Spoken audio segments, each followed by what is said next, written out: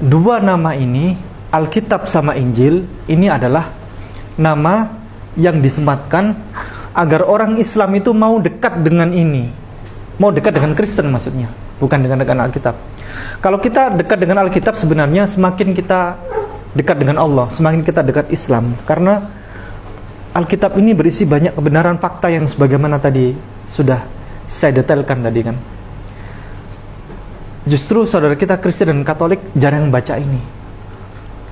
Jadi sebenarnya nama ini, Alkitab dan nama Injil itu disematkan supaya orang Islam tuh mau menerima kekristenan.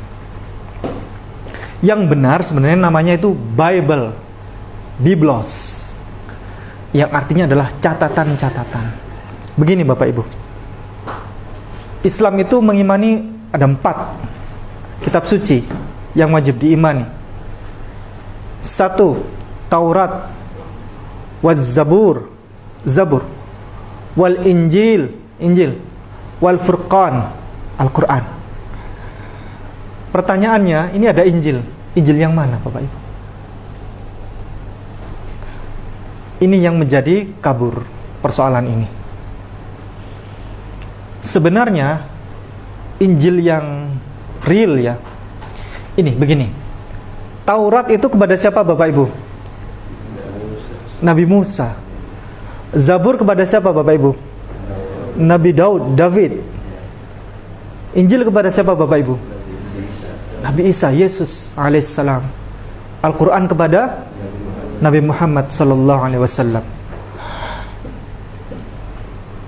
Injil itu firman Allah yang disampaikan kepada Yesus Kristus. Tetapi Alkitab ini yang dikatakan Injil yang kita pegang selama ini ditulis oleh orang-orang yang tidak pernah bertemu dengan Yesus dan bukanlah murid-murid Yesus. Justru Injil yang asli yang ditulis oleh murid-murid Yesus atau orang-orang yang sering ketemu dengan Yesus itu tidak dipakai sekarang dan disebut sebagai apokrifa atau kitab bidat. Namanya itu bid'ah kalau di Islam itu.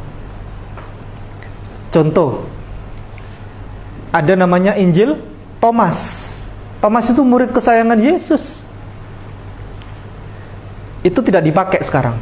Itu justru Injil yang lebih mendekati kepada keaslian. Ada namanya Injil Barnabas. Barnabas ini murid Yesus. Murid Yesus. Injilnya ada? Ada. Tidak dipakai. Karena apa? Di Injil Barnabas ini banyak menerangkan tentang beberapa ayat yang menjelaskan tentang akan kedatangannya Nabi Muhammad sallallahu alaihi wasallam. Ada tertera nama Nabi Muhammad di dalam Injil Barnabas. Ada Injil Maria Magdalena, murid Yesus kesayangan Yesus. Dipakai? Tidak. Justru yang dipakai di Bible ini adalah orang-orang yang tidak pernah bertemu dengan Yesus. Contoh, saya kasih contoh. Ada namanya tadi sering Lukas ya kan? Lukas ya tadi. Saya berkali-kali nyebut Lukas. Coba bantu. Kitab Lukas. Lukas pasal 1 ayat 1. Ini Lukas ini kalau di Bible itu nama surat atau nama kitab mereka menyebutnya, kitab Lukas, tapi kalau di Al-Quran itu seperti surat ya, surat Lukas begitu. Baik, Lukas pasal 1 ayat 1. Ada bisa bantu membacakan? Ya. Teofilus yang mulia, Ya. banyak orang telah berusaha menyusun suatu berita tentang peristiwa-peristiwa yang telah terjadi di antara kita. Clear ya? Ini karangan siapa? Karangan Dr. Lukas. Dia seorang dokter yang menulis kitab Lukas. Biasanya dalam kitab suci, termasuk kitab sucinya orang Islam, itu ayat pertama yang termaktub apa? Beshem Adonai, Beshem Hashem, Bismillahirrahmanirrahim, dengan menyebut nama Allah, dengan menyebut nama Beshem Adonai, dengan menyebut nama Tuhan. Itu kitab suci biasanya seperti itu. Yang disebut pertama adalah Tuhan. Ini ada kitab Lukas yang disebut pertama kali apa? Theophilus. Bukan menyebut nama Tuhan, tapi Theophilus. Bukan menyebut nama Yesus juga, tetapi Theophilus. Siapa Theophilus itu? Theophilus adalah orang yang punya uang ini, yang mendanai Dr. Lukas untuk melakukan perjalanan penulisan kitab suci Lukas ini. Dr. Lukas ini tidak pernah bertemu Yesus. Dia orang bule ini. Yesus orang Arab. Dr. Lukas orang bule. Jauh masanya dan juga jauh tempatnya. Orang bule sama orang Arab. Apa kata Dr. Lukas di kitab suci Kisah Para Rasul ayat 1? Boleh dibacakan. Hai Theophilus, dalam bukuku yang pertama, aku menulis tentang segala sesuatu yang dikerjakan dan diajarkan Yesus. Clear ya? Yang ditulis siapa pertama kali? Theophilus. Sudah. Sekarang saya kasih lagi bukti. Paulus itu menulis kitab suci di sini, di Perjanjian Baru ini. Ada namanya ini